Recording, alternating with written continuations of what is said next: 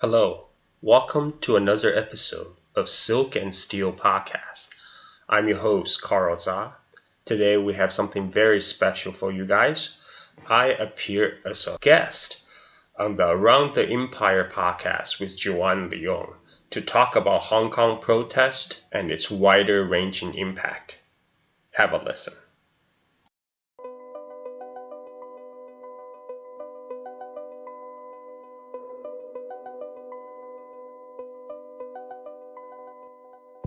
Welcome to Around the Empire. I'm your host, Joanne Leon. Around the Empire podcast is listener-supported independent media. Please pitch in patreon.com/aroundtheempire or paypal.me/aroundtheempirepod. Also, please subscribe to the YouTube channel, youtube.com/aroundtheempire. Carl Za joins us today for a wide-ranging discussion about colonial Hong Kong, the transition back to China, and the social and economic changes that developed. We analyze the current Hong Kong protests, the forces at work, and the prospects for a military crackdown or a peaceful resolution. Carl Za is an engineer, a historian, a podcaster, and a Caltech alum. His podcast, Silk and Steel, is about China, the U.S.-China great power competition, and the history of empires, past and present. We recorded this on August 15th, 2019.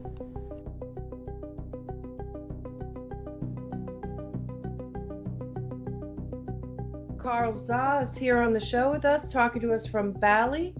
Hi, Carl. Thanks so much for coming on the show. It's great to meet you. Hi, Joanne. Great to meet you too. So Carl is in Bali and he's been surfing, and I'm really jealous.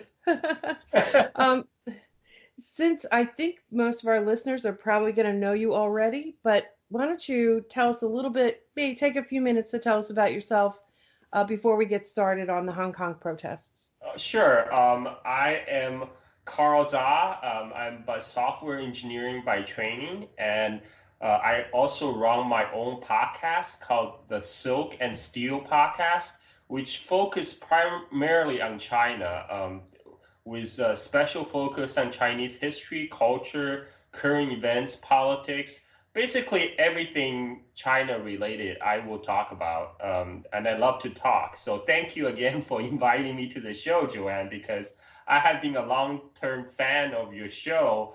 It's really an honor to be finally on this show that I have been listening for so long. So recently I decided to travel a bit in East Asia. I've been in China for a couple months, and now I'm in Bali, Indonesia, because I love surfing. This place is great for surf. I'm basically living a tropical paradise right now, so I can't complain. And I'm actually going to try to see if I can just live out here. I have a little bit savings, so I quit my job and I leased a house in Bali for 1 year. And right now I'm just trying to see if I can grow my Patreon following so that will enable me to stay in Bali forever. I hope so. That would be fantastic. Yes. Yeah, my brother's a surfer, so I get that lifestyle. Well, I mean, he's a business guy, but he surfs every minute that he can, and he's also out on his Hobie Cat sailboat all the time too. Nice. So I live kind of close to the coast as well. But excuse me? Are you in California? No, I'm in New Jersey. A lot different, but the water must be cold. Well, actually, might not be too bad right now. It's August, right? It must be. Yeah, it's very warm. Yeah, it's cold in June, but in July and August and September, even into October, the water's pretty warm. So, wow. And you can wear a wetsuit, so you can stretch it. I mean, in SoCal, we always have to wear a wetsuit, except like 2 weeks in August. I mean, like if we're lucky, like 1 month. So that's why I love Bali right now. Like every day, I don't need a wetsuit. I just literally grab my board and jump in, and it feels so nice. Yeah, yeah.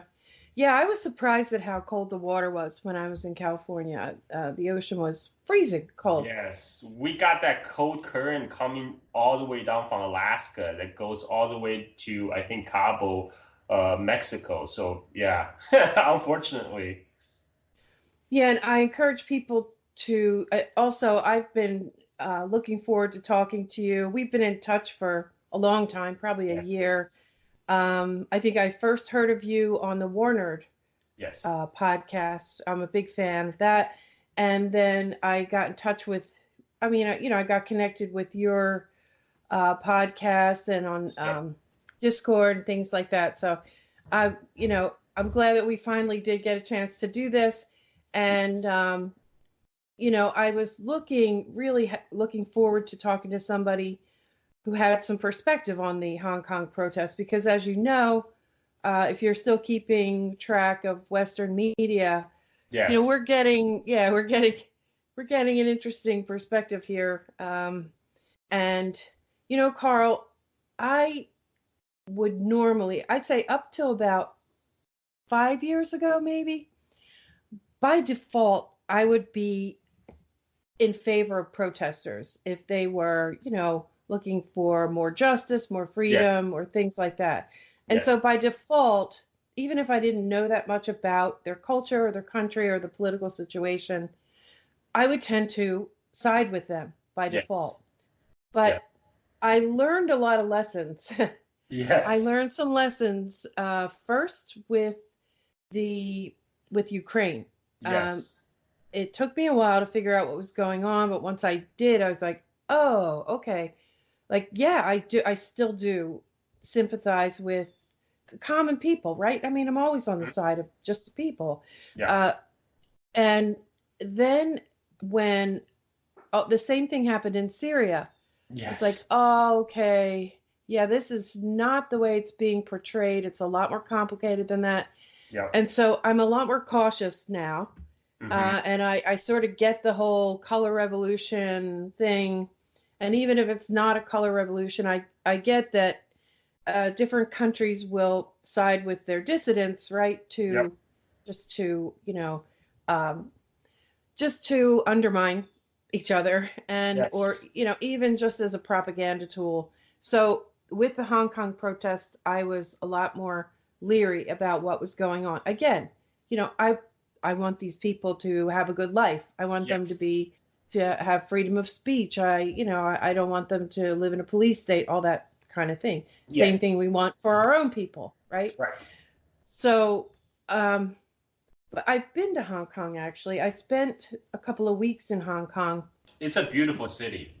I It's I really went. a one Yeah, it's a wonderful place. And now this is some decades ago, right? This is was early in my career, and I went over there to I actually worked out in the new territories. I Oh, stayed. really? That's I like in the did. boondocks. Oh, it was really in the boondocks. Yeah. I mean, it was urban, but n- it was very, they were still really struggling. It was a very Yeah. poor area. And this is before the handover. This Hmm. is during the transition period. So it was still technically whatever Was still arrangement that, British. yeah, British colony. Yeah. it was still British, but the Chinese had already really started to get much more involved. Like the hotel I stayed in was actually owned by the Chinese. It was on Hong Kong Island, and then Mhm. I used to take the metro all the Yes. way out to the new territories, which was close to the land border with Yep. China. And it was I mean, the people were wonderful. Yep. It was an American company, right? So I was setting up some IT in a warehouse out in the new territory. So I was there for a couple of weeks. I really got the sense of it. It's very easy for an American to make your way around in Hong Kong because at the time everything was in Chinese and English. So you could, Yes. yeah. So and the people were wonderful.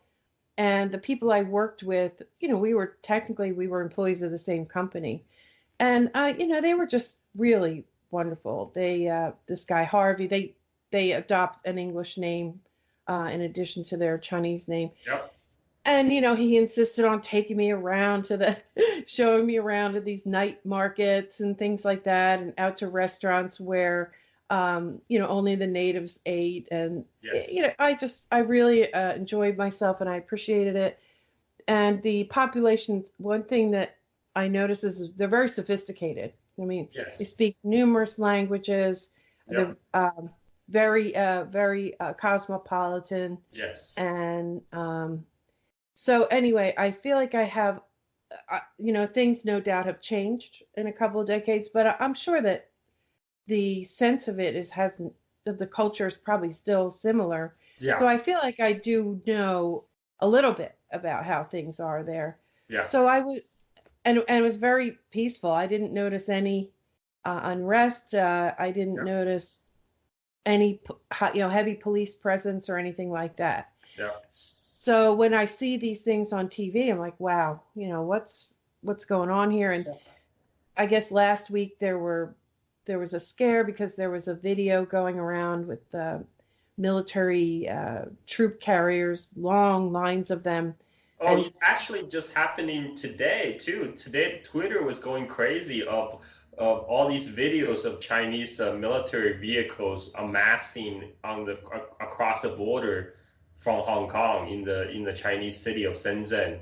It's all like even Donald Trump retweeted that. He retweeted Sean Hannity retweeting that same video. So is that for real? The last time nothing came of it, there were these sort of ominous tweets about something very bad is going to happen. Yeah. And also I saw a speech, I happened to catch it on Periscope, the Chinese ambassador to the UK giving a speech. Yeah. And so I listened to some of that. So I got a sense of, how they're not happy at all. It was kind of a rant, right? It was, and there was a lot of sarcasm in it, a lot of bitterness, let's say. Yeah, I mean, basically, the Chinese ambassador just tell the world to fuck off. Sorry, I can't say that word on the show. Yeah, no problem. And he just basically said this is, Hong Kong is part of China, and it's none of your business to interfere in our internal affairs, basically. Right, yeah. So anyway, just giving that intro of, who we are and what we know and what our perspective is. Where's a good place to start with this? Should we talk about the transition? Should we?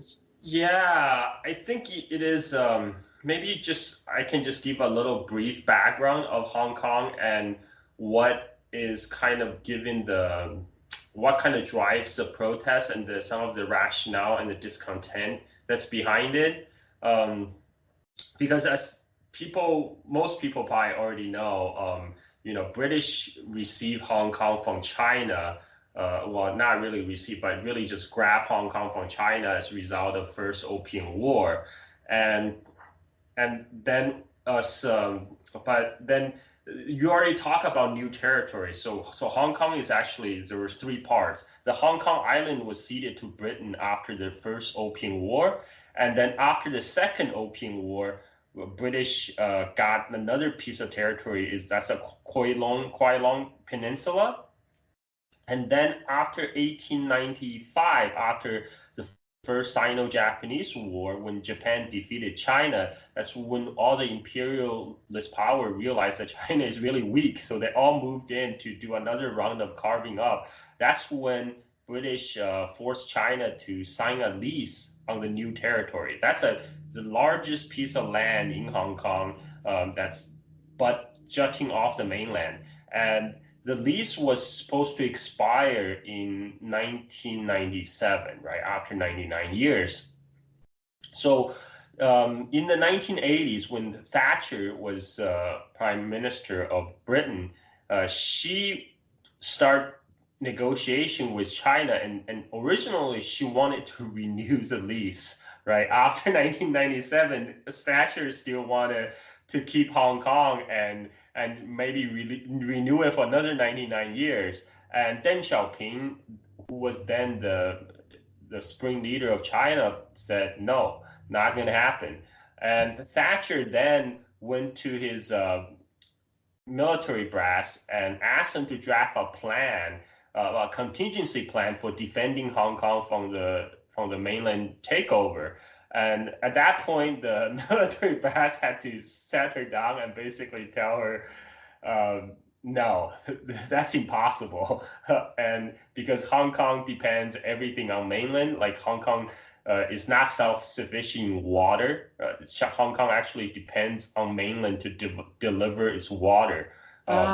Yes, a big water project was actually constructed in 1960s for China to supply water to Hong Kong.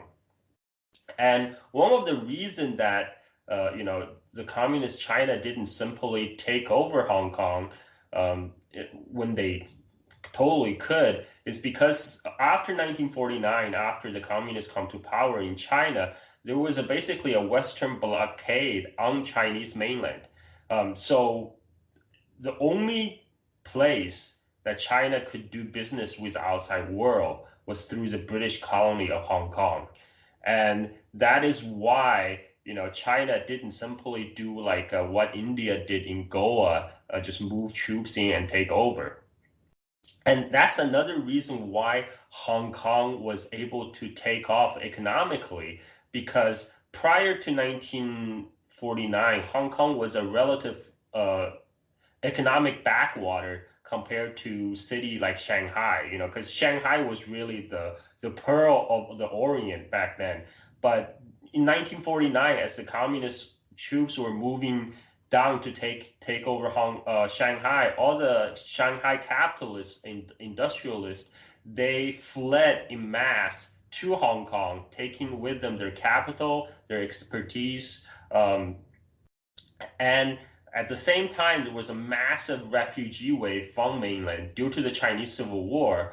So that provided the cheap labor. And it's a combination of the capital flight from mainland, the mass refugee wave pouring into Hong Kong to provide the cheap labor, plus that Hong Kong was then the only window for mainland to the outside world. That really created the condition for Hong Kong to boom. So the Hong Kong's glory days, basically started from 1949 all the way, I say, up to the handover, 1997.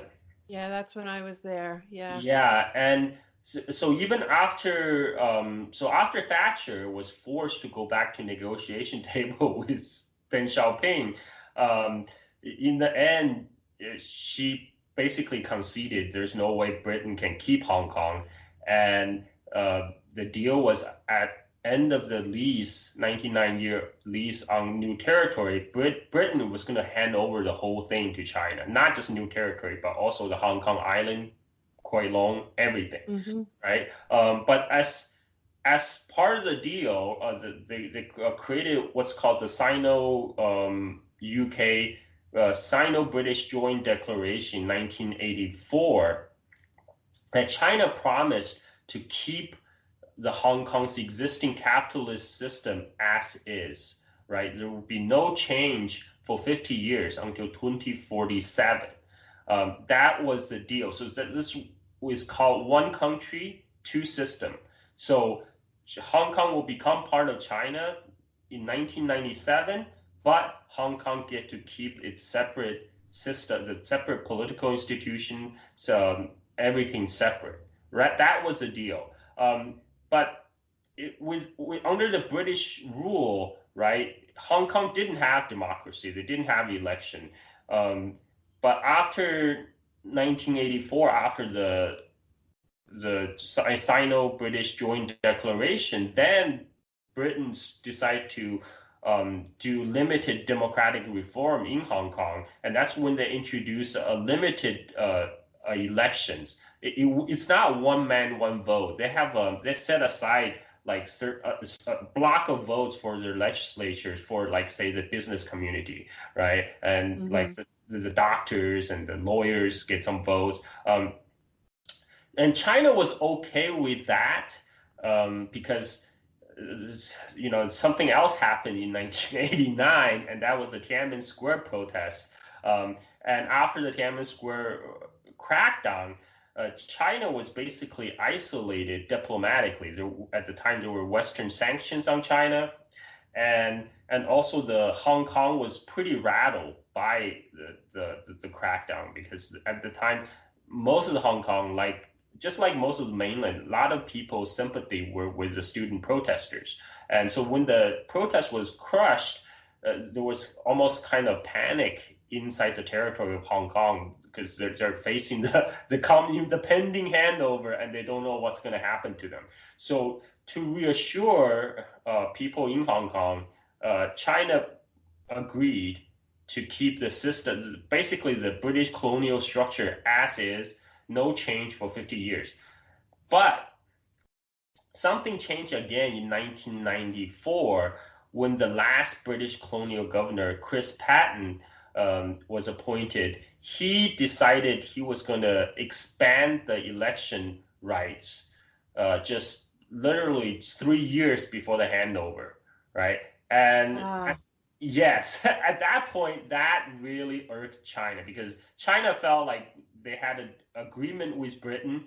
Everything was going to stay the same. The ink already just dry on the deal, and now they feel Chris Patten was totally reneging on the deal. And it was a special time as well, because this was 1993, 94.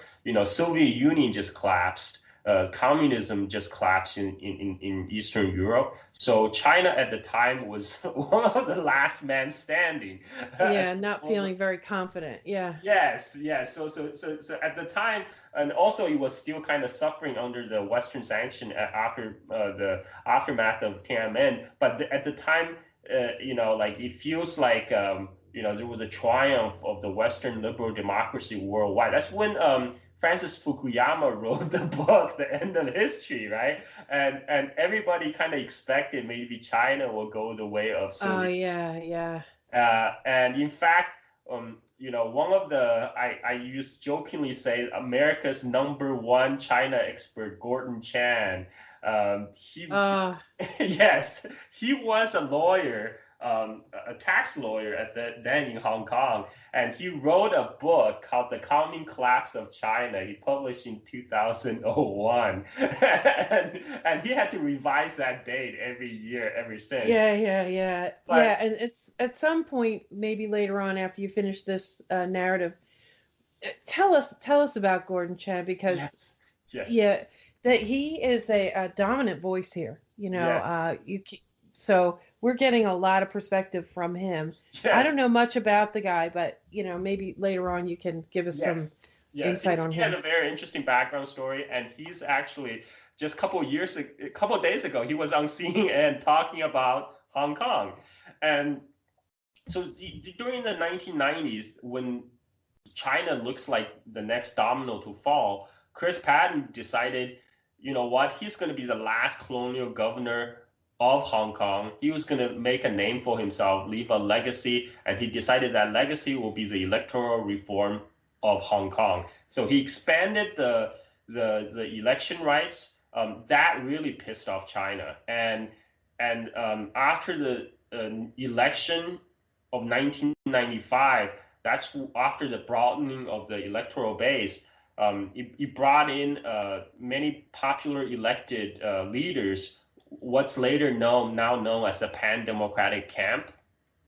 So China was not happy about that. And so right after the handover, 1997, China just decided to dismiss the legislative council that was elected in 1995 and replace it with a provincial council.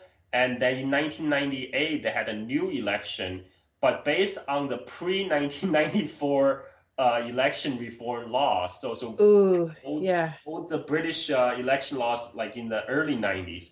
And so what we're talking about limited democracy, right? Like They not basically took voting rights away from people at that point. exactly. And that was the first bad blood between the Chinese government and the pan-democratic camp of Mm. Hong Kong, because all these legislators who just got elected into office in 1995 basically got booted out 2 years later, right? And among the leader of the pan-democratic camp was Martin Lee. He is very so ever since then, he worked very closely with the United States State Department and the National Endowment for Democracy. In fact, if you search NED and Martin Lee, you will find like a Martin Lee biography on the NED website. And and Okay. yeah, so for China's perspective, it got this legislature that was designed under the colonial system, basically composed entirely of the Hong Kong business elite oligarchs, right? Who, for their own self-interest, decide to bend the knee to China, right? And then on the other side is these rabble rousers, pan Democrats who are very close with Washington, right? For Chinese central government, it was a no-brainer. They were going to go with a business elite as oligarchs. And so what happened is after 1997, you have this business interest in Hong Kong entrench itself in the Hong Kong political system. And this had consequences for Hong Kong and the working class people of Hong Kong, because during the colonial days, British colonial days, it was pretty bad. There was a lot of racism, and it was basically not a democracy. Everything was made, decision was made by the colonial governor, but at least there was some kind of balance of power between the British colonial governor and the Hong Kong local business community, right? And one of the problems with Hong Kong is that the real estate price is insane, and people think, that's normal because Hong Kong has such small piece of land, like with 7 million people, of course it's going to be expensive. But I know you have been to Hong Kong and you have been to new territory, so you know how much land, empty land, is out there in Hong Kong. Yeah. And what Hong Kong government is doing is it's artificially inflating the land prices by only very small amount of land for development each year, because the Hong Kong government derived most of its revenue from land sales to real estate developers.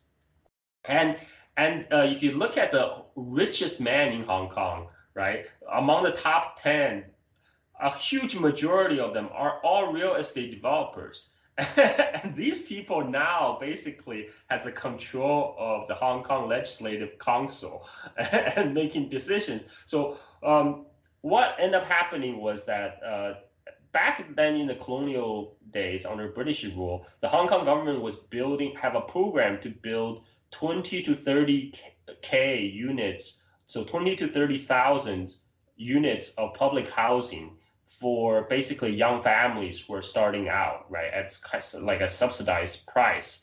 After 1997, after the Hong Kong government was completely taken over by the local business interest, aka real estate developers, when the Chinese government, when the Beijing government decided to take a very hands-off approach, because one country, two system, one reason China also decided to take a very hands-off approach is because they didn't want to spoof all the capitalists of Hong Kong to do another capital flight, right? Like back then when they fled from Shanghai to Hong Kong in 1940. Yeah. Right? And because I don't know if you remember, like just prior to the handover, a lot of Hong Kongers, middle class and upper middle class Hong Kongers, immigrated to Canada, right? Because Canada has these like investment immigration where if you invest certain amount, buy property, you can get green card. So a lot of Hong Kong with some means, with some money, they go to Canada, they buy houses in Vancouver, right? So get a green card or a Canadian passport, and then they go back to Hong Kong to work to make money. But just in case, they have the Canadian passport, they can run back to Canada. So it's Oh, under so they that. really weren't confident. It was unstable in their view.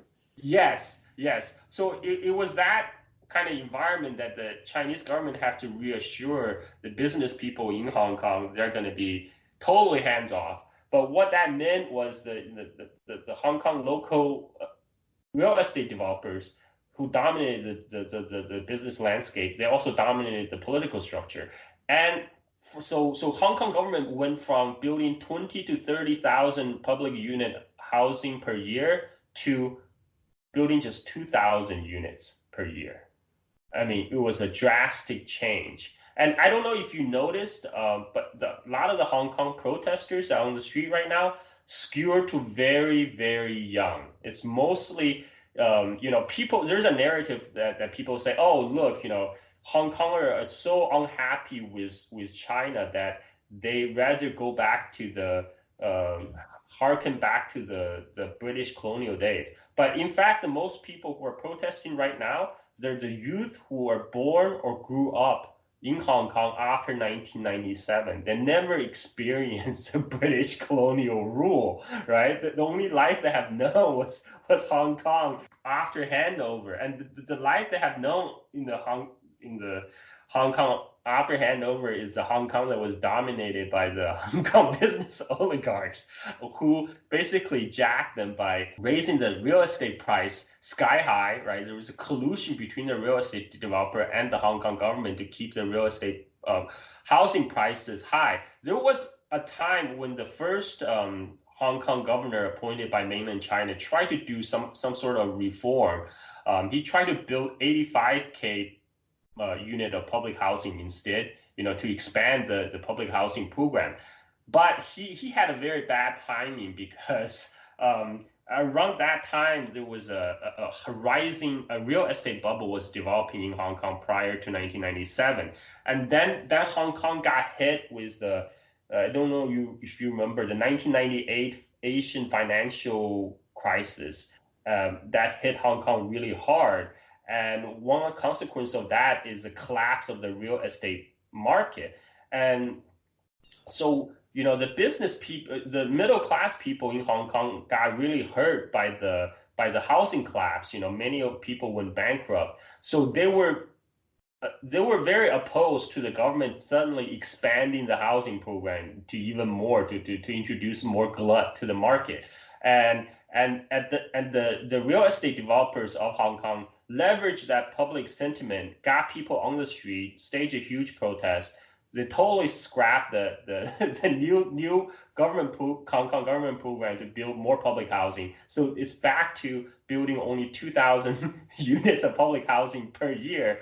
And what you have is, Hong Kong have all these young people in Hong Kong. They're facing an economic future that's not very that's actually quite similar to the millennials face in the West, because Hong Kong used to be a manufacturing hub, and then after China started opening up economically, all the Hong Kong capitalists moved their capital and their factories into China. Okay, I see. Yeah. Yes, whereas the labor is much cheaper. So all the manufacturing in Hong Kong got hollowed out, and instead, only thing Hong Kong left economically was financialization. Right, Hong Kong became a financial capital for all the investment that's seeking to pour into China. And the second backbone of Hong Kong industry is real estate. Right, just real estate and finance. And like this transition to the service economy from a previously a manufacturing economy is just going as well for the Hong Kong youth as it's going well for the millennial in US right now. And all these Hong Kong youth, they're facing with diminished economic prospect. They're facing with skyrocket housing prices. So their discontent is real. And on top of that, they know they don't have representation in their government, right? Their government is completely controlled by the oligarchs who are not exactly responsive to their needs. So That's very interesting. there's real discontent, real legitimate concerns, right? Real anger. But instead of focusing the issue on the real issue, which is the domination of the oligarch in all walks of life in Hong Kong, all this anger, discontent get redirected against the mainland Chinese. How about that? And because there's also a fundamental balance shift between Hong Kong and mainland, because back in the 1980s, I remember, because I lived in the mainland China in 1980s, for us, Hong Kong was this magical place where like that's what I'm very surprised about, because and the ambassador in the UK he said something like, just across the border in forgive me, is it Shenzhen? Yeah, Shenzhen. Shenzhen. He was saying that the people there basically have a better life and much more economic opportunity than they do in Hong Kong, and that shocked me. I'm still not used to the new world. So it was the opposite of what I knew, or the way I thought things were. Yes. So yes, because there's a couple of reasons for that. In 1980s, when China first opened up, Shenzhen was a fishing village. It was what Hong Kong was before British took it over. And what China did was they wanted to experiment with market capitalism. But they didn't want to do like a shock therapy, like Russia style, like just do one big thing and then watch what happens. So they decided to make Shenzhen the guinea pig. They made Shenzhen so-called the special economic zone because it's across the border from Hong Kong. And if the market reform goes bad, what happens in Shenzhen can stay in Shenzhen. So Shenzhen was giving very special, privileges in terms of, like administration and tax rules, and to attract Hong Kong capital to cross the border. So initially, all the manufacturing from Hong Kong went to Shenzhen. Factory got set up in Shenzhen because land was cheaper, labor was cheaper. You have like cheap labor from all over China going to Shenzhen to work in these export-oriented factories. But as time went on, Shenzhen was able to transition from purely manufacturing hub to a high-tech center. Like now, today, Shenzhen is equivalent to like the Silicon Valley of China. Shenzhen is a high-tech center of China. Like all Shenzhen has its own stock market. A lot of people in US today are probably familiar with commercial drone DJI, right? The DJI is probably the most successful Chinese brand. They're based in Shenzhen, right? And it's a Chinese commercial drone company. They have like 75% of the world market or something like that. But there are a lot of startup company just like DJI that's based in Shenzhen, just because Shenzhen created that kind of a tech-friendly environment. On top of that, it's also because Shenzhen drew talent from all over China, the population of 1.4 billion people. So they can get like engineers from top universities from all over China, from Beijing, from Shanghai, all over China. They all go to Shenzhen to work like for Huawei, right? Huawei is based in Shenzhen, right? Not all the Americans know about Huawei. and so Shenzhen, it was like became a boomtown. But back in the 80s, it was very different. Back in the 80s, a Hong Kong taxi driver could walk across the border to Shenzhen, set himself up with a mistress or two, like very easily. Because back then, mainland was so desperately poor. Anybody who has a job in Hong Kong can go to Chinese mainland and live it up like kings. Kind of like how the American expat are, living it up in Southeast Asia, Yeah, like yeah. that kind of lifestyle. So in the eyes of Hong Kongers, mainland Chinese are like their very poor, backward country bumpkin cousins, right? But then in the new age, after the internet age, after the Shenzhen economically take off, now you have all these wealthy mainlanders coming to Hong Kong to shop for luxury goods because Hong Kong has low luxury tax compared to mainland. So luxury goods like Louis Vuitton, everything is cheaper in Hong Kong. So a lot of mainland shoppers, they go to Hong Kong to purchase luxury goods, and some of them come to Hong Kong to buy real estate property. So now Hong Kongers facing with their own bleak economic future, they blame everything on the mainland Chinese coming into the territory. They're blaming mainland Chinese for buying real estate property, driving up the housing prices. They're blaming so there was a milk powder scandal in China in early 2000. There was a baby milk powder manufacturing for that. They had some deadly chemicals in their baby milk formula, and that caused some deformities in some babies. It was a big scandal in China, and it totally destroyed reputation of all Chinese domestic baby milk dairy producers. So the Chinese consumers got spooked, and they turned to overseas to source their baby milk formulas. And a lot of Chinese mainland people do is they just hop across the border, go to Hong Kong and buy baby milk formula. So all these Hong Kong local residents are now complaining that all these mainlanders are coming over, buying up all the baby milk powders, leaving nothing for Hong Kong. I mean, basically everything got blamed. I mean, it's kind of I think you can do a somewhat analogy to United States, right? Like right now, we are still kind of suffering under the after effect of the Great Recession, even though economic numbers looks like rosy, but like the real working class people are still, still not that, didn't feel the confidence in the future. So what people do is they blame immigrants, right? They blame Mexican immigrants, and the same thing happened in Hong Kong. There's these Hong Kong youth who are not happy, angry with their lots. They blame mainland Chinese people. Not even the Chinese government. They blame the mainland Chinese people for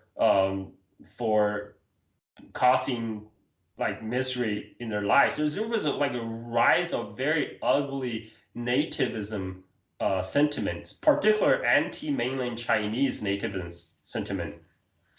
And in fact, in 2014, like you said, when you were in Hong Kong, it was very peaceful, no protests, right? The first big scale kind of the public protest broke out in 2014. That was the big Occupy Hong Kong movement called the Umbrella movement. And Yes. And the Umbrella movement was bankrolled by the Hong Kong media tycoon, Jimmy Lai, who is like a Rupert Murdoch figure because he owns Apple Daily, the biggest tabloid in circulation in Hong Kong. And he has some personal beef with the Chinese government because he he used to run basically a clothing shop and called Giordano. And because he supported the Tiananmen Square protest in 1989, the Chinese government blacklisted his company, Giordano. He was forced to sell all his shares in Giordano, and he took all the proceeds and started his media empire, the Apple Daily. And so the Apple Daily is well-known anti-mainland Chinese, anti-mainland Hong Kong newspaper. It's a tabloid that mostly focuses on celebrity gossip, but then you will put in some editorials attacking Beijing. So Jimmy Lai was always Beijing's public enemy number one, and he of course is not happy about impending Beijing takeover. So in 2014, he bankrolled the Umbrella movement, and at that time a lot of these Hong Kong nativists, they crowdfunded an ad in Apple Daily, the newspaper of Jimmy Lai, and it's a big poster. If you Google search Hong Kong locust ads, you will find it. It's a huge poster with image of like Hong Kong, but giant locusts descending on the city. And oh my gosh. yes, and they're calling the mainland Chinese a locust, and specifically, Oh, I see it. Oh my gosh. It's like doom yes, and it's yellow, it's like fire, it's yes, yes, uh yeah, very ominous, right? yes, and the what it says on the poster is, Hong Kongers, aren't you tired of spending, I think, 1 million Hong Kong dollars every 18 minutes to have these pregnant locusts coming to Hong Kong to give this illegal child? Because at the time, as part of the handover to China, China agreed to keep all the laws of Hong Kong, including immigration laws. So mainland Chinese cannot freely travel to Hong Kong. They need a stamp on their passport to enter Hong Kong, even though Hong Kong is technically Chinese territory after 1997. And one of the old Hong Kong law was that you don't automatically gain Hong Kong resident permit even if you are born in Hong Kong, right? And so the Hong Kong government wanted to keep that keep to that rule. But at the time, there's a lot of human rights activists in Hong Kong that raise the issue, say, well, it's a human rights issue. Why are you denying people born in Hong Kong their citizenship? They stage a huge protest, and eventually the Hong Kong courts, because Hong Kong has a separation between their courts and their administrative branch. So the Hong Kong Supreme Court reversed the decision and ruled that anybody who was born in Hong Kong is entitled to live in Hong Kong. And what happened then is, even when you were there, right, in the pre handover days in 1990s, there was still a big difference between mainland and Hong Kong. So some mainland pregnant women would go to Hong Kong, deliver their babies, so their babies will have the Hong Kong papers, right? And same thing is happening in the United States now, right? Like Fox is talking about these anchor babies, right? Yeah, yep, yeah, same thing. So exactly same thing was happening in Hong Kong. So a lot of these, so Apple Daily was running all these scare stories about all these these mainland mothers coming to Hong Kong delivering anchor babies, totally using up the Hong Kong taxpayers' money to consume the medical resources of Hong Kong. That was what the ads was about. It was about all these mainland locusts coming to Hong Kong consuming. I see. Yes, yes. So this, I mean, this was a very famous ad. Like the I think for most of the mainland Chinese people, what happened to most of them are, part apathetic. They don't really concern about what's really going on in Hong Kong, about whether Hong Kong people strive for their political rights or whatever, because it's very removed from their own life. But what they do understand is this anti-mainland sentiment, because it's directly against them, right? And that's why you get very little sympathies, either in 2014 or today, from the mainland Chinese for the Hong Kong protesters, because the Hong Kong protesters define themselves as, we're not the mainland Chinese. We are different. I mean, it's understandable to a certain extent, right? Because Hong Kong was a special administrative region. They did enjoy special political rights under the one country, two system. But the natives' sentiment took such an ugly turn, as you can see from that poster.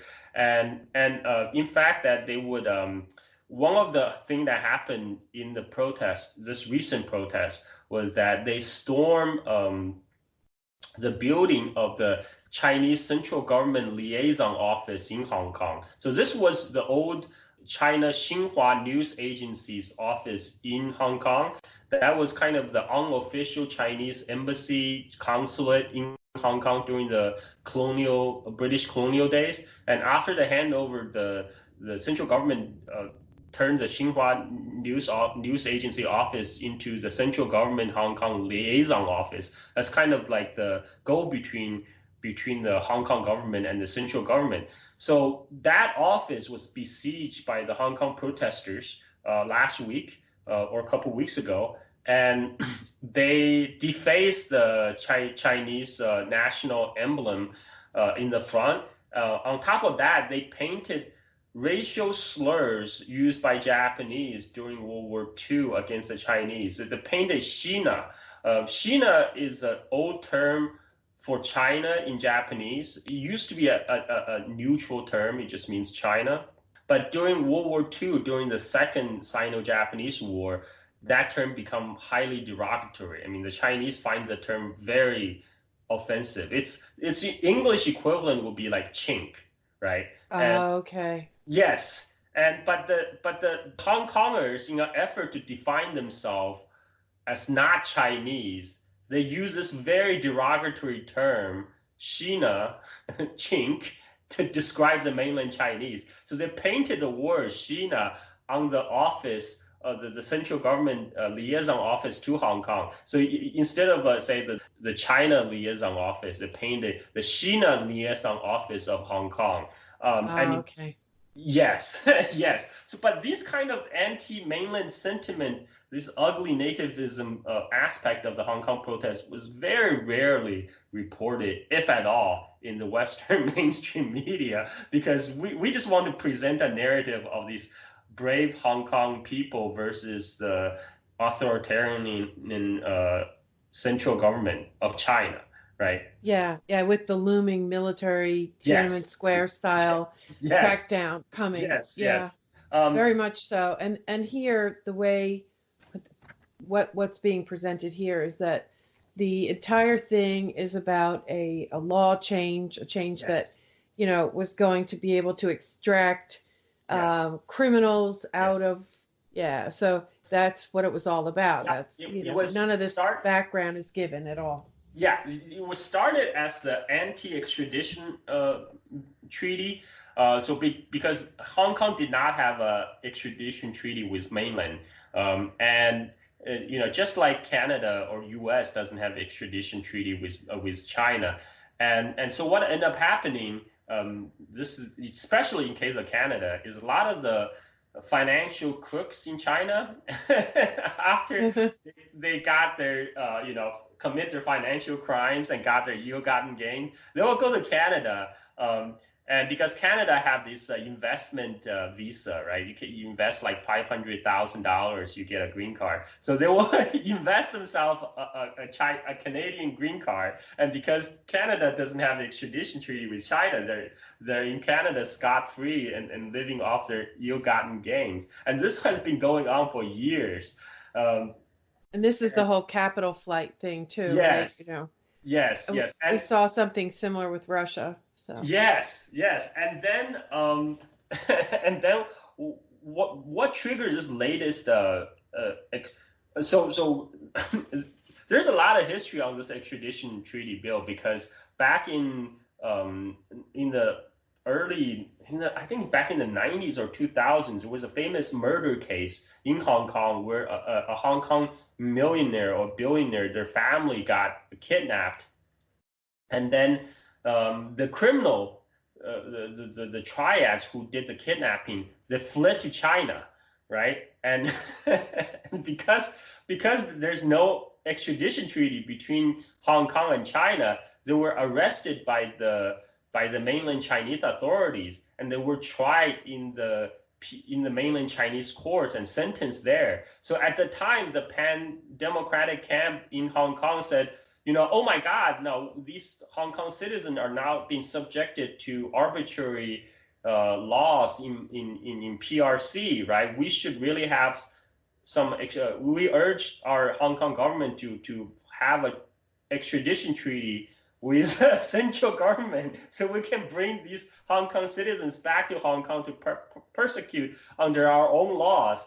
Okay, this was this was in 2000, but now their position totally changed. now Anyway, it's the opposite. yes, Okay. yes, but more recently, what triggered this new law is a very grisly murder case. There was a Taiwanese guy who brutally murdered his Hong Kong girlfriend, chop her up, and it was just very bad case. And then he fled to Taiwan, and Taiwan and Hong Kong does not have a formal extradition treaty, right? And so one of the impetus for driver for this package extradition treaty done.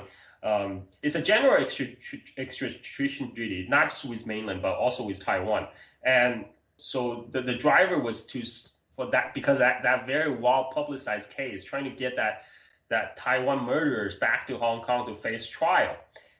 But this is Hong Kong we're talking about. Like Hong Kong, just like Canada, it's a lot of the people who had financial misdealings in mainland, they run to Hong Kong. And a lot of the Hong Kong billionaire, Hong Kong oligarchs, they're also afraid that they will themselves. That they'll get extradited. Yeah. Yes. So recently, I think there was a report on, I forgot, it was Wall Street Journal, or they reported about a bunch of Hong Kong billionaires now turning out against Hong Kong protests. But if you read about what they say, they actually says, I think it was Peter Wu, his name. He's one of the 8th wealthiest man in Hong Kong. Like he's a billionaire, and he said, in the beginning, I wholeheartedly supported the anti-extradition treaty, right? But now with all the escalating violence, I regret it, because now I'm losing $1 billion in my business.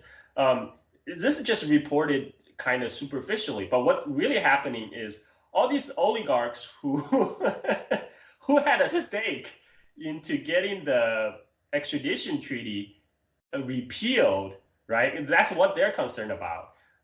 Now they're happy because the extradition treaty was actually suspended, right? It's not coming back. The extradition treaty is really dead, deader than dead. But the Hong Kong government is unwilling to say that they're completely withdrawn it, probably because for face-saving measures. I see.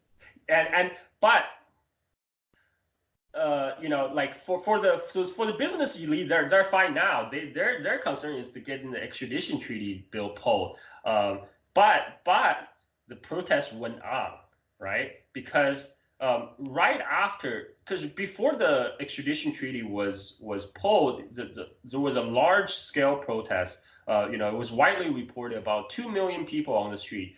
Later, there was a retraction. It turns out they used satellite imaging.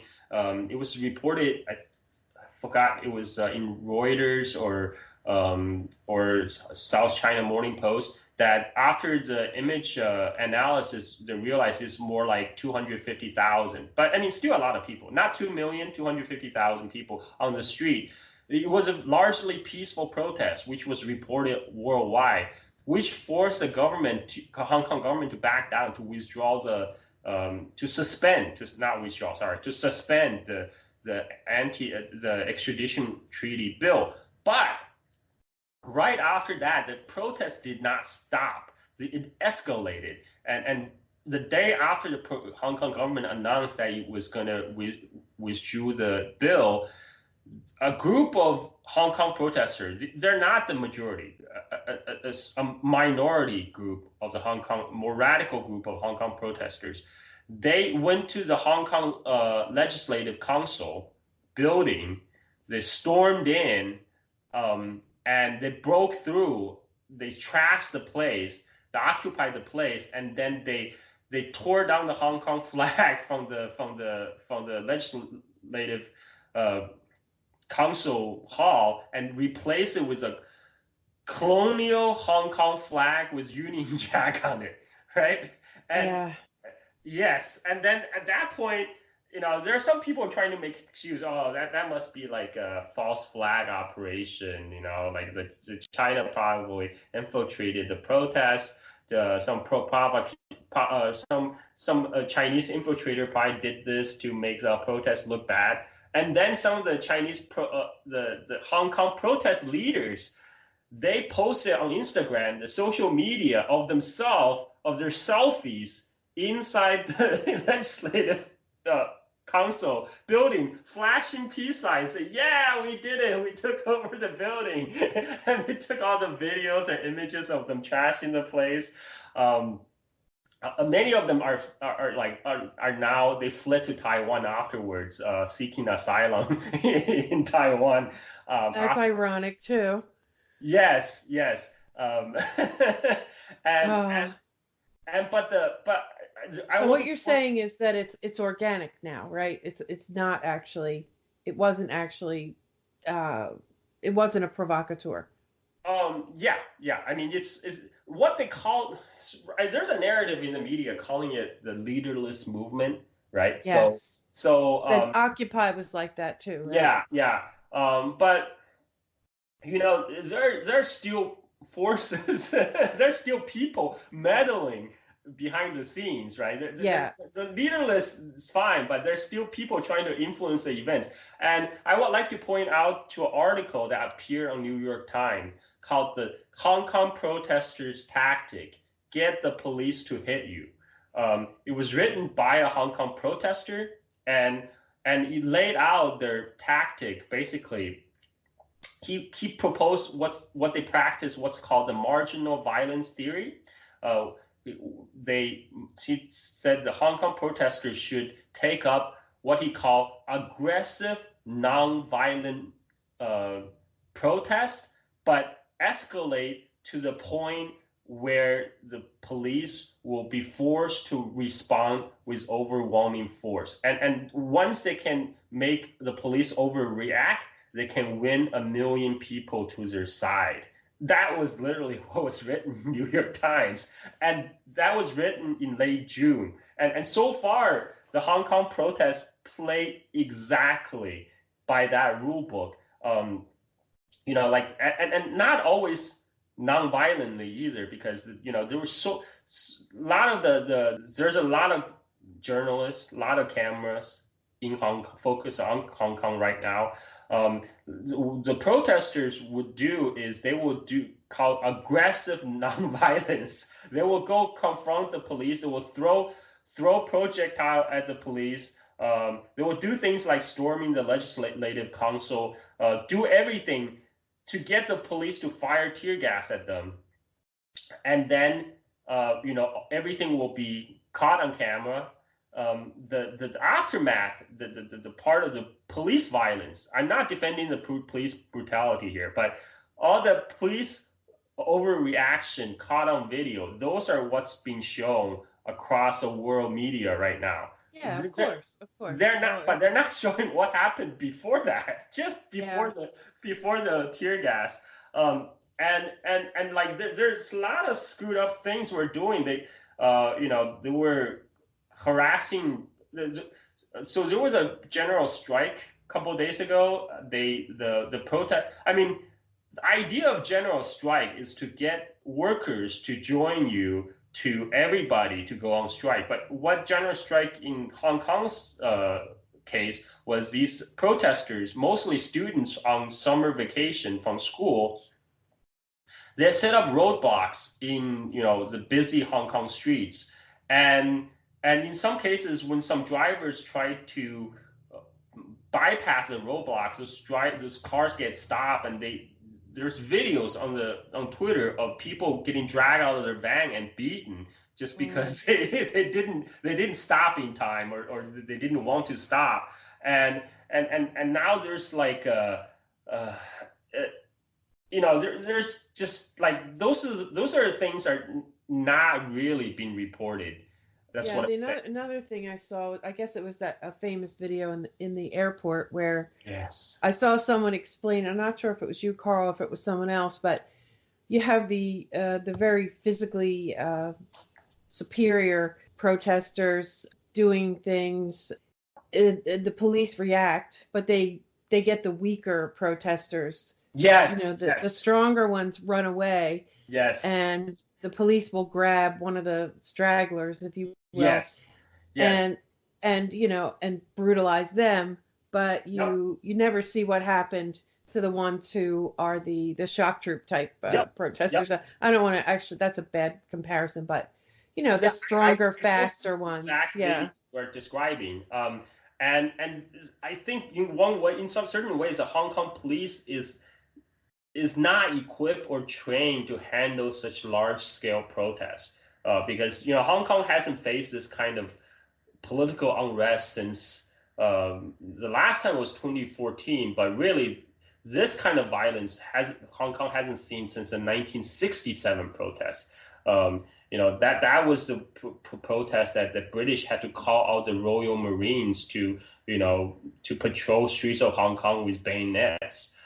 And this time though, because there are just so many people on the streets, the Hong Kong police, they are overwhelmed, they're undernumbered, and they always like that part in that particular video, the police charge into the airport, and then the all the more agile Yeah. able protester ran away. And so the police just tackled the closest person to him. It happened to be a woman who looked just harmless, right? And Yeah. while the police wrestled the woman to the ground, have his back turned, then the then he got zerg rushed by all the other protesters surrounding by. They actually gang up on the police and tore his baton from his hand and start beating the police with his own baton. And at that point, the police officer drew his gun, right? Yeah. And like I think one of the Western journalists tweeted that video. He said, "Well, you're just so lucky no one got shot, right?" So I give him credit for not shooting anyone, Yeah. Yeah. pulling his gun. But what happened before, it does show, like, Hong Kong police was not. It's not.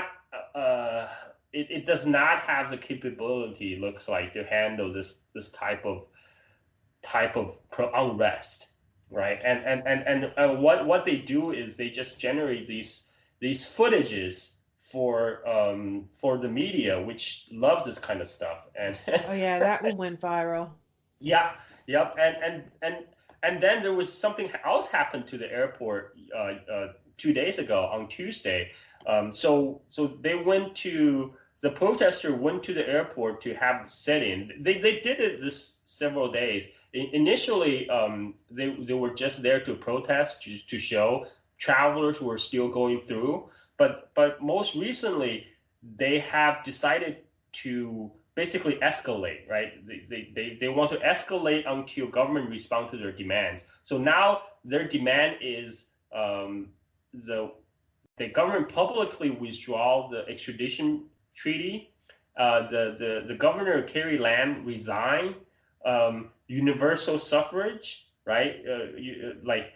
And so basically they make all these demands that right now the Hong Kong government, for whatever reason, facing measures, do not want to admit to defeat, and then they would just escalate until they get government's attention. And first they try to do the disrupt the train service. You talk about the very convenient metro system in Hong Kong. I was just in Hong Kong in July. That's when they already stormed the Legislative Council. But as a tourist, most of the tourist area was not affected. I was able to get out from the airport to Hong Kong Island, to Kuala Lumpur Peninsula, to enjoy the lovely city. But just last week, they did this disruption campaign basically to stop all the commuter trains, right?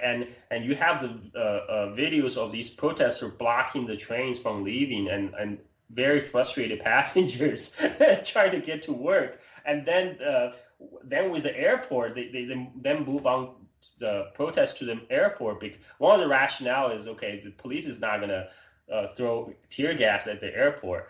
And what they did was that initially it was just they just like show of force, and then they moved to a point where they're blocking departure gate. They're preventing passengers from reaching departure gate.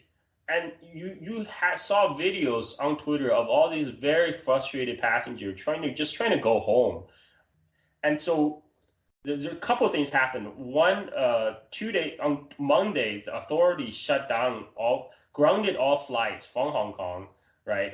Or is it all flights, or they cancel some of the flights? And then, if I could just interrupt you for a second, sure, I only remember there being one big airport, and the metro system. I mean, yes, the city can't function without it. It's yes, you.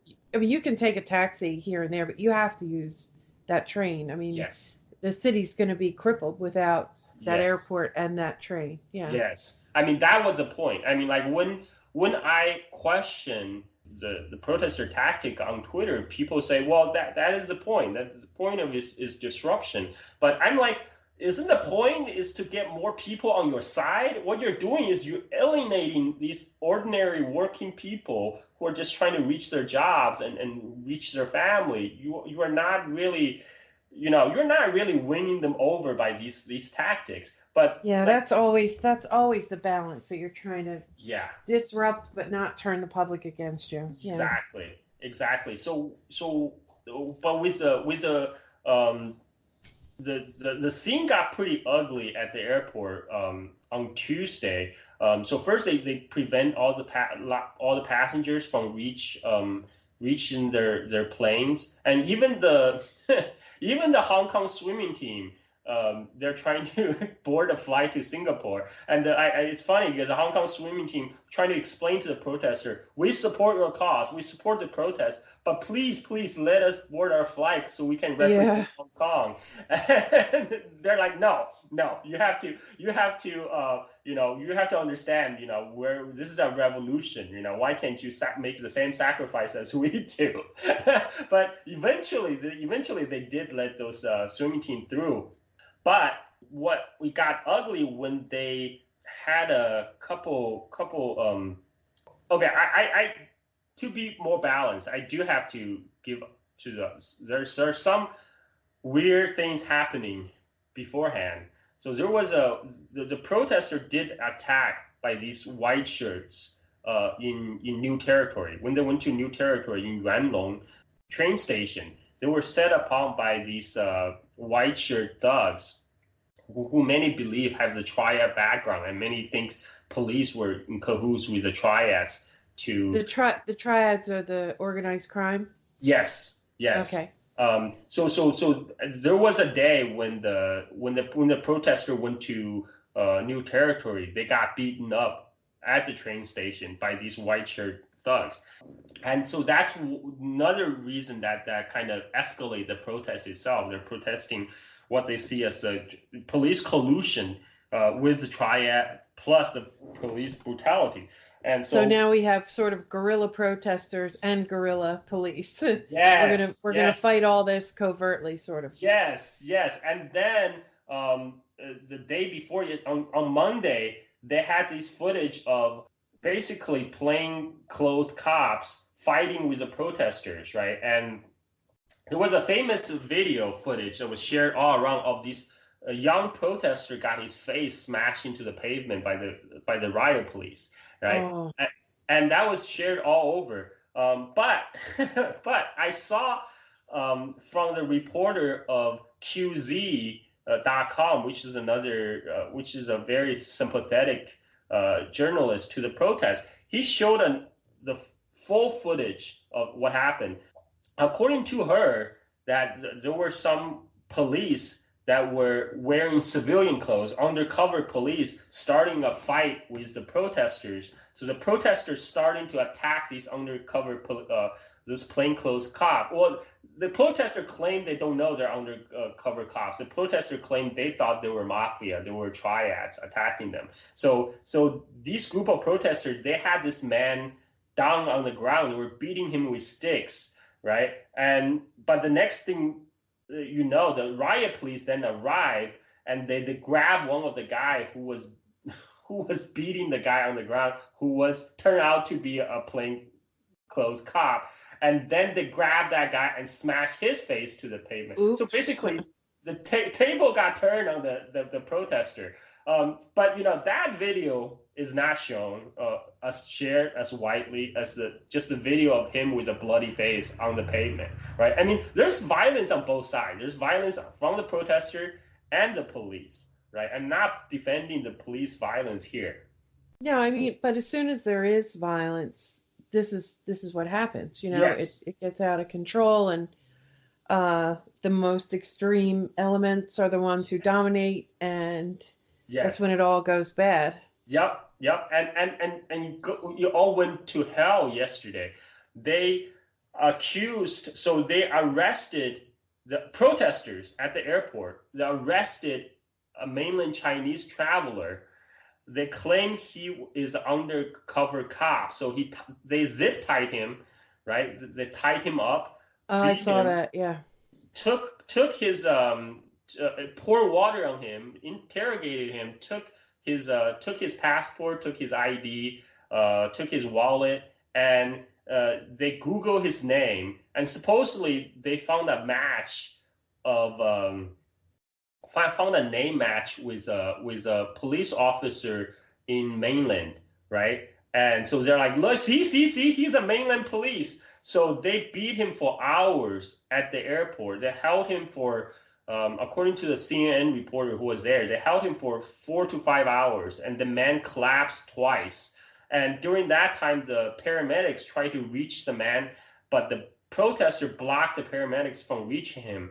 I mean, at the time, it was quite dangerous. Some of the reporters thought the man could die, and when the paramedics finally reached the man, the protester then blocks the paramedics from leaving the airport. They form a human wall, and that. So this whole time on Tuesday, the entire day, the police did not show up at the airport. But after this man was held for 4 to 5 hours, this ordeal was broadcast live on live feed on many news organizations. In fact, my cousin in mainland China, he saw this live in China. I didn't ask him which news site he saw. I wonder about that. How did he saw the live feed? But one thing I do know is that CNN is actually not blocking China, so maybe he saw it on CNN. Um, and Because CNN runs a live feed of the live blog of the protest. And CNN is available in China, in Yeah, mainland China. yeah. I didn't know that.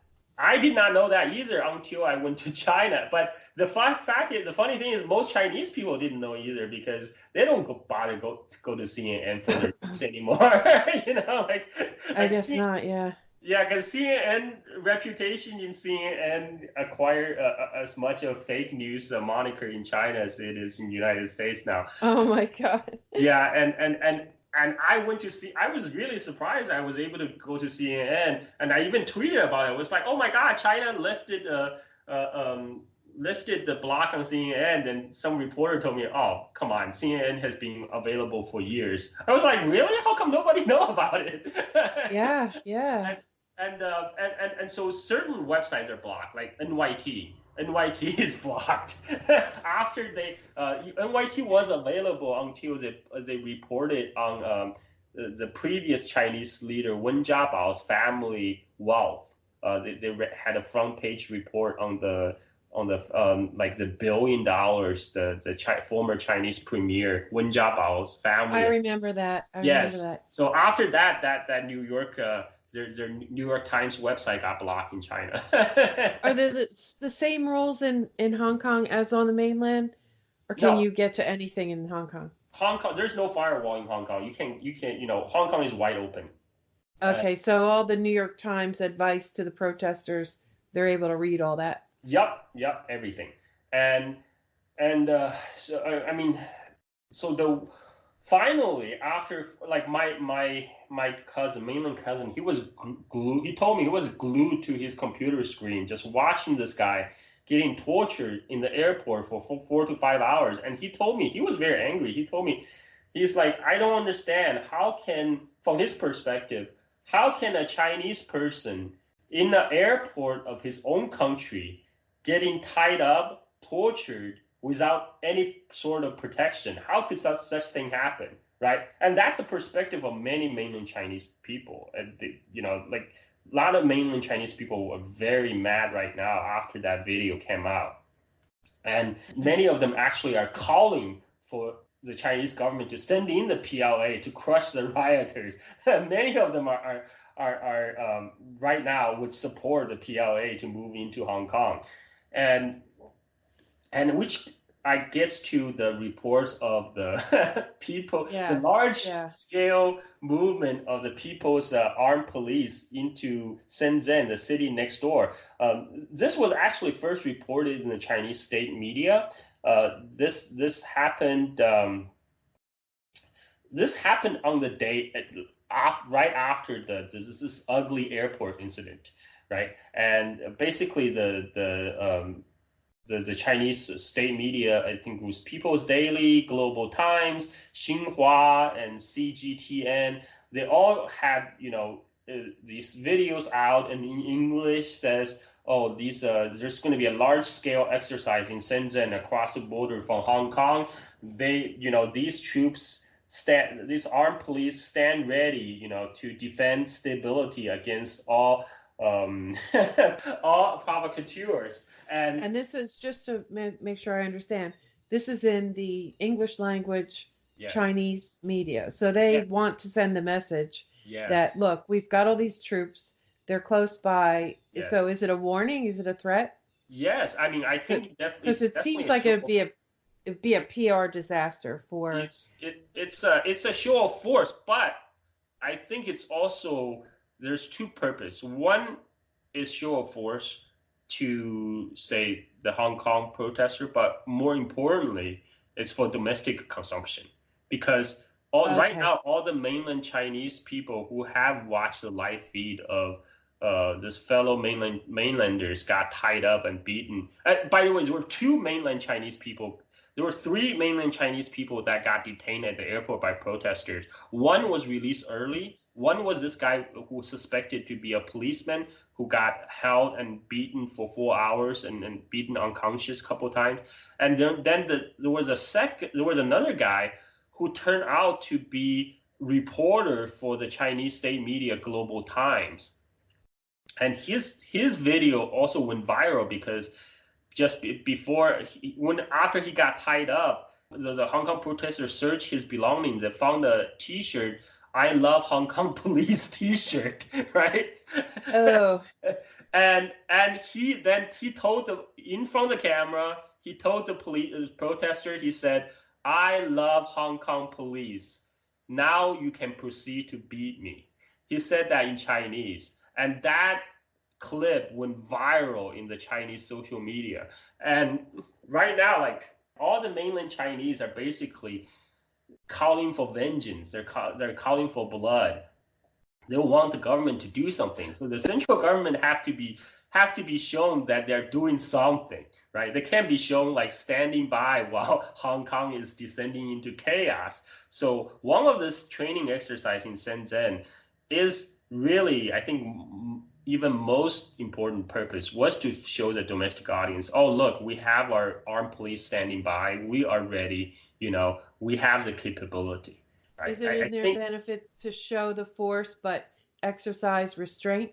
Yes, because I think more importantly was a press conference given out by Hong Kong Governor Carrie Lam the day before. At the time, there was I think Sky News journalist or one.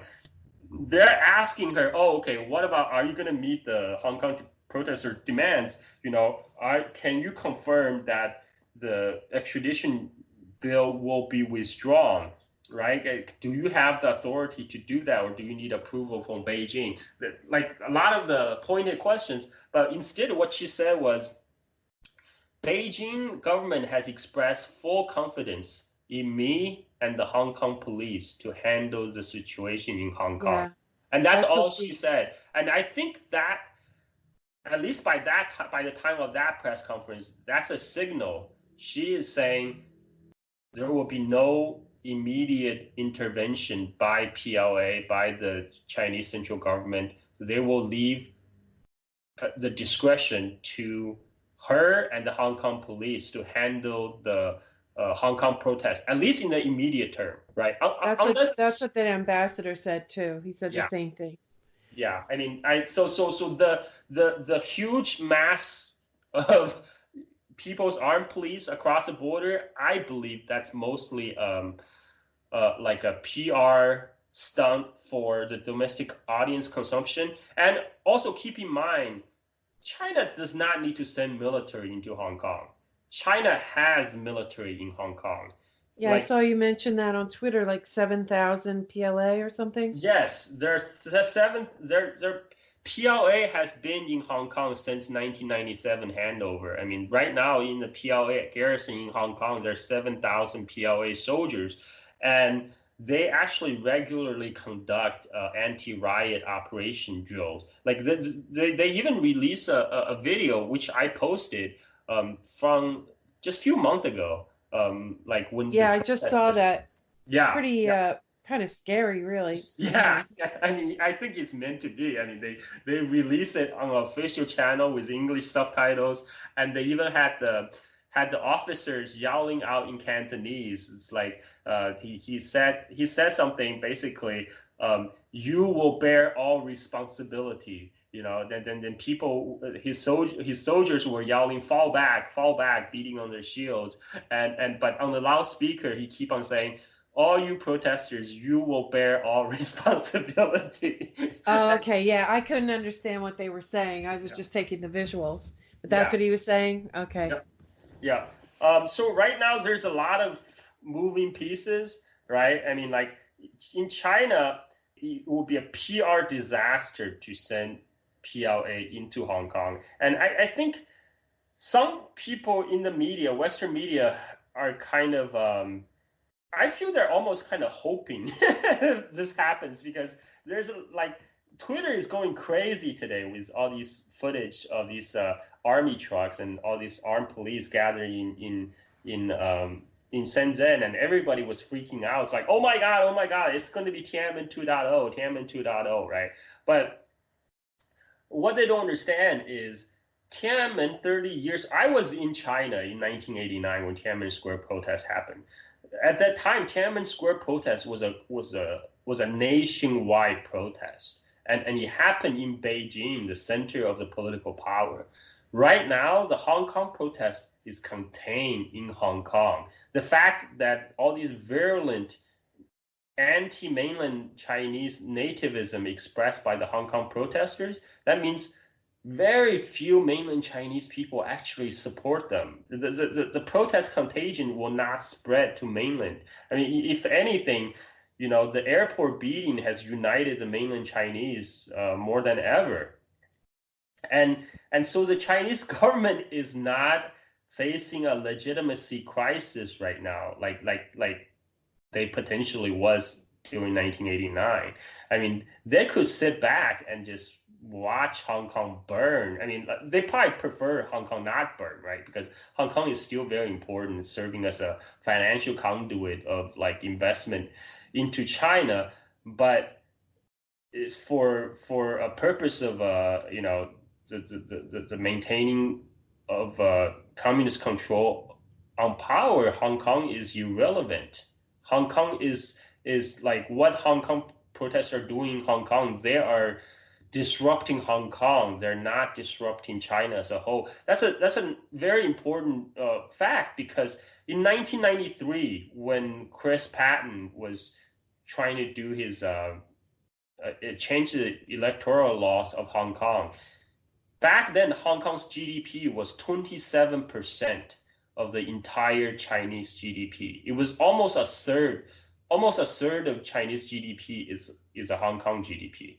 Today, Hong Kong GDP is about 2.9% of Chinese GDP. Wow.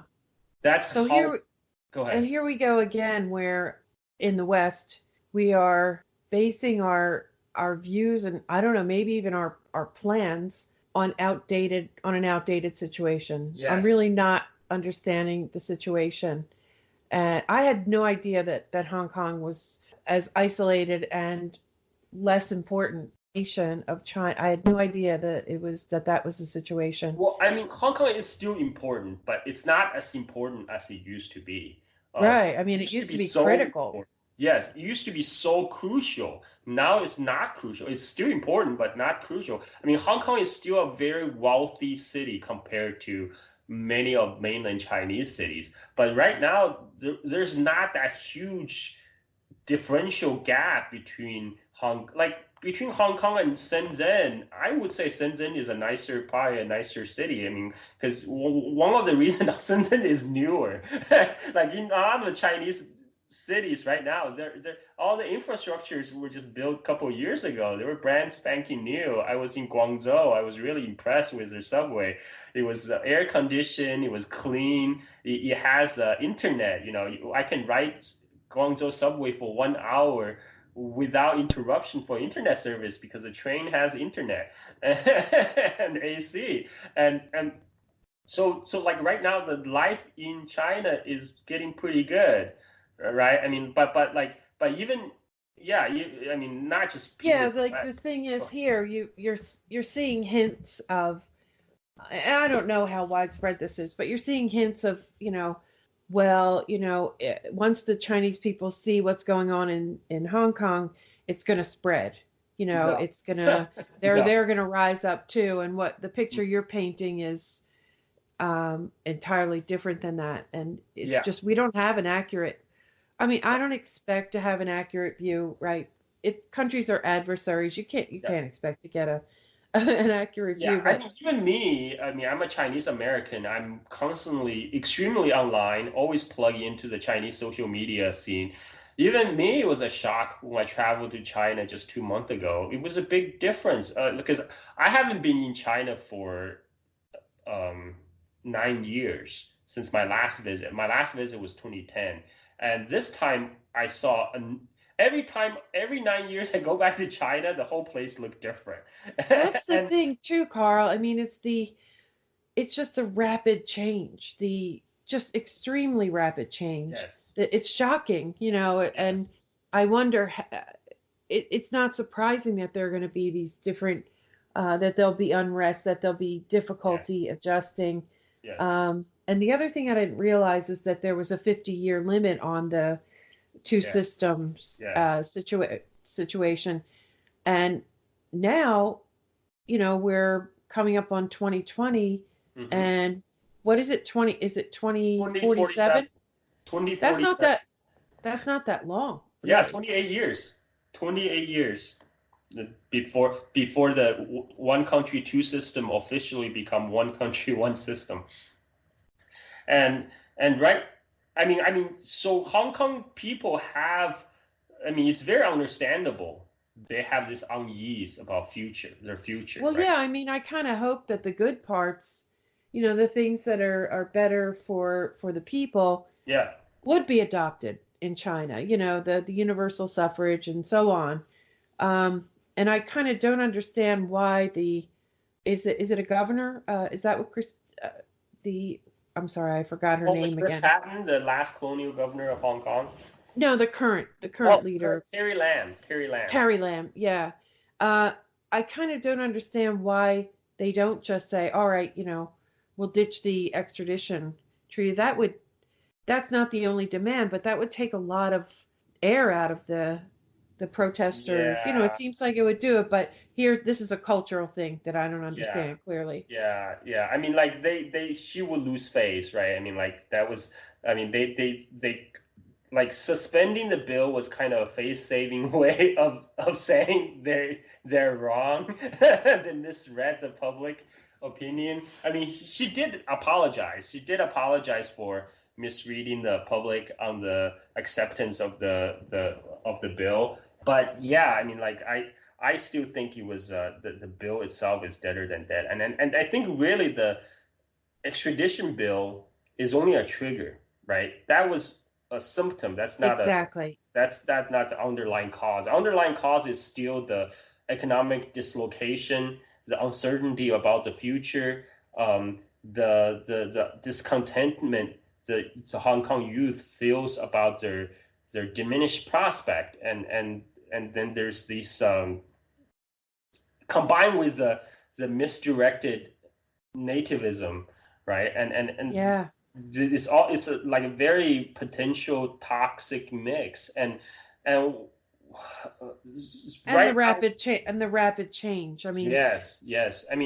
I think Hong Kong. See, for it's a lot easier to understand the Hong Kong youth because really a lot of what they're facing is what millennials are facing across much of the Western world right now. yes. Um, and but it's insane in Hong Kong in a way because Hong Kong's future, both its economic future lays with further integration with mainland China. The reason Hong Kong became what it was, sure, it's separate status, but also because it was windowed to China for all those years. And right now its decline is also because its status as window to China was it's not the sole window to China anymore. Now it has to compete with all these other Chinese cities, and um, but Hong Kongers are kind of clinging on to these like their special kind of privilege they enjoy in the past, and that past is not returning because the Chinese mainland is moving forward. Like some of the stuff they do, it just doesn't make sense to me because there so much anti-mainland. They were against high-speed rail line extending to Hong Kong. I'm like, how? I mean, that does because their rationale is that the high-speed rail line is just going to bring more mainlanders into Hong Kong. But like, how can you just be against more tourists to bring tourist dollar to your economy? I mean, like it's mind-boggling to me. And to me, as an outsider, I think it's obvious that Hong Kong's economic future lays with further integration with mainland. I can understand their concern, anxiety about their political future, right, which is a separate question. But right now, it's like a total rejection of everything mainland Chinese.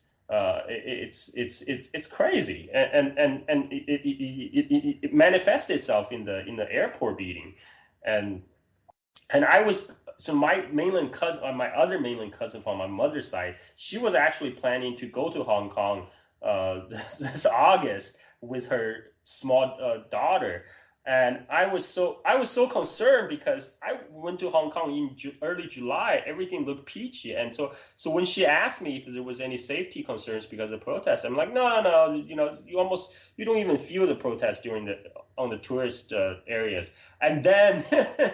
Yeah, Last week, that changed. everything went to hell with the airport blockage. So I immediately called her up, and luckily, she was smart enough to cancel her flight, and she was actually originally her flight was scheduled to fly out on Tuesday. The ugliest night at the airport. I was like, oh, Wow. thank God, you made the right decision. Oh Jesus, yeah. Well, well, you've thank you so much for giving us this multifaceted view of all the different factors because we're just not getting that. And I really appreciate it. I don't take any sides here, um, but I do worry about the kids who are protesters who, what you mentioned, that it seems like, I don't know, whatever force it is, but they're almost hoping for a Chinese military intervention. And Yeah, I wonder if those kids like really I don't understand know. what they got into. Yeah, I don't know if the kids who are out in the front is really uh, wanting the Chinese military intervention. I think there's some other forces that might want Chinese military intervention because I was in China during 1989 Tiananmen Square protests, and I remember how it went down. Nobody expected the crackdown as it happened, right? And then most the Chinese student protesters in '89, they were very naive. They were very idealistic youth, who believe in socialism. They believe in democracy. They believe the system could be improved, could be reformed.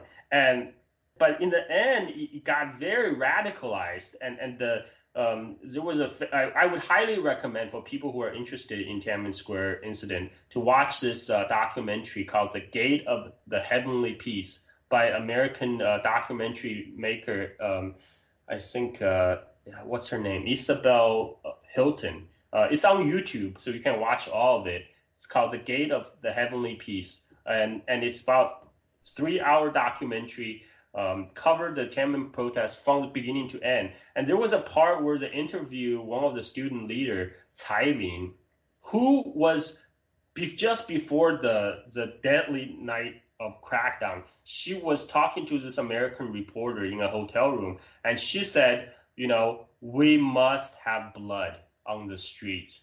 She says, our fellow students don't understand, but the only way to wake up people is to have blood. To have the government to spill blood. Only then will the people realize the true nature of the state, right? But she's not telling her students. She's not telling the students who look up to her as a leader. But that was her plan to force the bloodshed, and she didn't come out very well in that documentary. It's highly recommended. So I feel like most people who are joining the protest, right? Most of the young people, they are, they're just expressing their discontent. They're demanding their political rights, but it seems to me they're not very clear about what their end goal is. And what happened then is they end up being basically pawns. In some power struggle behind the scenes by other forces, right? I mean, like we already seen the U.S. consulate political officer Julie, what's her last? I can't pronounce her last name. Judy Yidu meeting with student leader Joshua Wong in the JW Marriott Hotel in Hong Kong. That photo went viral on Chinese social media. I do think the Hong Kong protesters have their own legitimate grievances. They're legitimate. They have legitimate discontent. I feel the nativism aspect was misdirected. They do have legitimate right to have peaceful demonstration to demanding universal suffrage, but the ways it's shaping up, it's just so many people are trying to dip their hands into the pie, and yes. This type of movement can easily be manipulated and co-opted and subverted, and we've seen that in Syria, we've seen that in Ukraine, and right now I just want to lay it out there. Even though Chinese government bears certain responsibility for this, one is the introduction of the bill. Two is they basically maintain the whole British colonial structure intact. Nothing changed, which did not benefit most of people in Hong Kong, definitely not the youth, right? But having said that, the Chinese government do not want to see instability in Hong Kong. So what they want to see is status quo, everything going on as before, even if us have the oligarchy running the place. They just want business as usual. So you have to think about who exactly benefits from Hong Kong that's been destabilized, right? I mean, and those are things that's fair to think about. And I don't think I can understand why the protesters themselves, they may not be thinking about those things, because you get caught up in the moment. I was in China in 1989. I was a 13-year-old. Even though I went to some of the street protests, it's a very infectious environment when you are in that kind of a revolutionary atmosphere. You just get caught up in it. We're not, humans are not rational animals, right? We're very emotional. We respond to this kind of mass psychology especially when you feel like you are on the right? You are when you're in it, you definitely get caught up in. I've been there myself, so yeah, I get it. Yeah, and I really do hope this can be resolved peacefully, without further violence and escalation. But we can only hope. Right, I agree. And again, Carl, thanks so much for this perspective. I learned a lot. I kept you a lot longer than when we planned, but I think it was worth it. And yes. but do tell people where they can find your work and how they can support you, please. Yes, yes. You can just Google my name, Carl Za. Carl is spelled with a C, so Carl, and my last name Zha. Z is spelled Z like zebra, H like Henry, A like apple. Just 3 letters, Zha. Carl Za. If you Google Carl Za, you will see my Twitter account, and you will also see my Twitter handle is literally just Carl Za, and and you can also see my 2 of my podcasts. So one is my latest podcast, the Silk and Steel podcast, which is on Patreon. You can also find it on Patreon or just find it on Google. It will be either the first or the second link show up when you search my name, or you can just search for the Silk and Steel podcast. You will be the first one to show up. I have an older podcast called Clash, which I'm not working on at the moment, but I made all the archive episodes of Clash. I think there were like 30 of them, all publicly free available, so people can listen to them. I talk about a lot about China, and as well as like current events and history. I'm a big history geek. And please support me on Patreon, because right now I am trying to make a living out on Bali. That is my major income source right now. So I would really appreciate it if people can support me on Patreon. So, and thank you very much, Joanne, for this opportunity to come to your show to talk about this issue of Hong Kong and China, which I feel very passionate about. Thank you so much, Carl. I really appreciate it. And I hope to talk to you again soon. Definitely. Talk to you later. Thank you for listening. Special thanks to Carl Za. Follow Carl on Twitter at Carl Za, Carlzha. Subscribe to his podcast, Silk and Steel, at Patreon, and listen to his previous podcast, Clash. Around the Empire podcast is independent media. Your support is really important. Please pitch in, patreon.com/aroundtheempire, or do one-time donations via PayPal, paypal.me/aroundtheempirepod. You can find all these links on our website, aroundtheempire.com. The syndicated audio podcast, Around the Empire, can be found in many places. You can find it on any mobile podcast app, or on the website, aroundtheempire.com, or on Patreon, patreon.com/aroundtheempire, or on YouTube, youtube.com/aroundtheempire. And hey, if you're listening on YouTube, hit the thumbs up icon to like the videos. Don't forget to subscribe. Leave me some comments, send me feedback. That's really great. I love it when people do that. Also follow us on Twitter at Around the Empire, and we'll see you next time. Take care, everyone.